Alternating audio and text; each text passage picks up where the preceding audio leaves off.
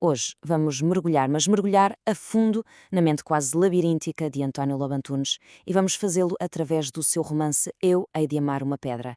Este é um livro conhecido por um estilo muito particular, o chamado fluxo de consciência, que nos leva a explorar temas como a memória, o trauma e a identidade, mas de uma forma muito própria e poderosa.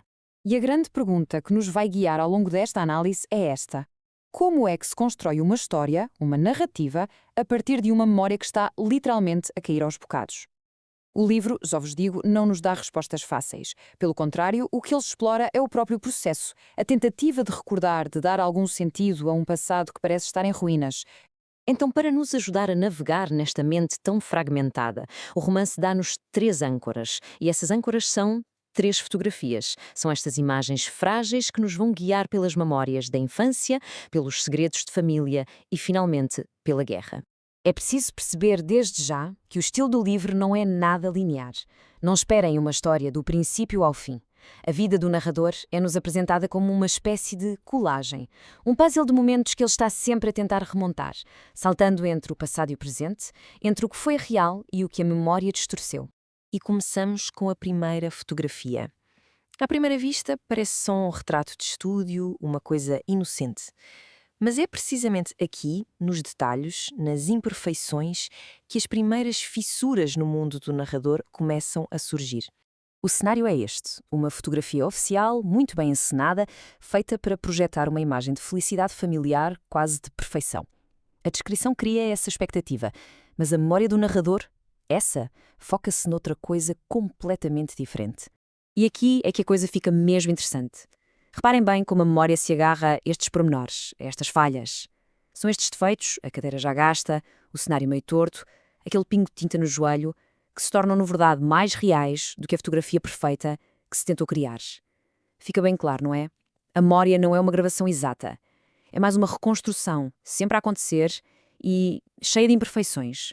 E no meio desta imagem toda encenada, há uma ausência que grita: a do pai.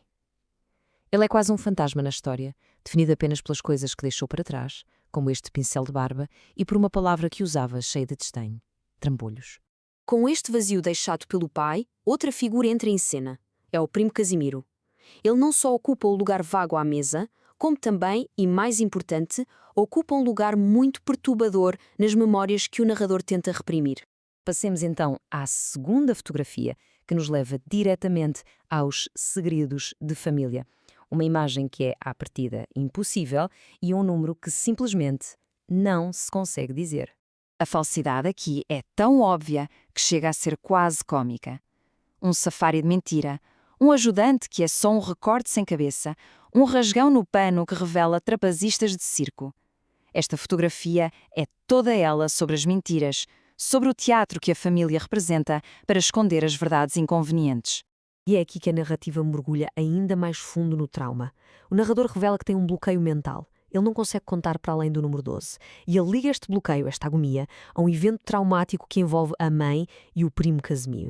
Ele tenta contar, ele lembra-se de estar a contar as laranjas na árvore. E vai 9, 10, 11, 12, mas aí para. Há um vazio depois do 12. Uma parede que a sua mente se recusa a ultrapassar. 13. O número 13 neste livro é muito mais do que um número. É um símbolo.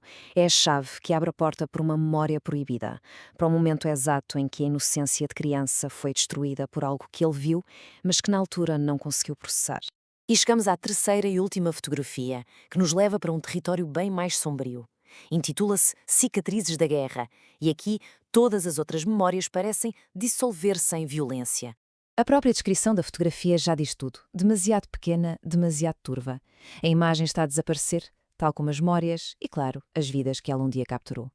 O narrador mal se consegue identificar, a não ser por uma cruz de tinta, que também ela está a desvanecer-se. Esta progressão é avassaladora. O narrador descreve como os soldados, os seus camaradas, vão desaparecendo da fotografia, um por um. Isto simboliza não só a morte na guerra, mas o próprio apagamento da memória e da identidade de quem lá esteve. A guerra torna-se então a lente através da qual todas as outras experiências são filtradas. É um trauma tão profundo que contamina tudo o que veio antes.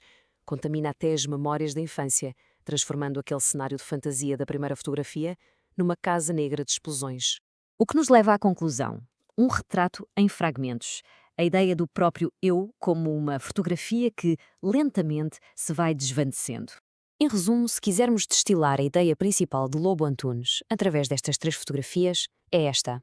Nós somos feitos das nossas memórias, sim, mas essas memórias são imperfeitas, são falíveis. A nossa identidade é tão frágil e passageira como uma fotografia antiga que vai perdendo a cor. E esta citação, para mim, resume na perfeição a luta que está no centro do livro. As imperfeições, as manchas, as falhas na memória não são apenas erros. São, na verdade, a própria tentativa de comunicar aquilo que não tem palavras, a história de uma dor que as palavras sozinhas não conseguem capturar. E, no fim, o romance deixa-nos a pairar com esta reflexão, com esta pergunta. É um convite para pensarmos sobre a natureza incrivelmente frágil da nossa própria história e, em última análise, da nossa própria identidade.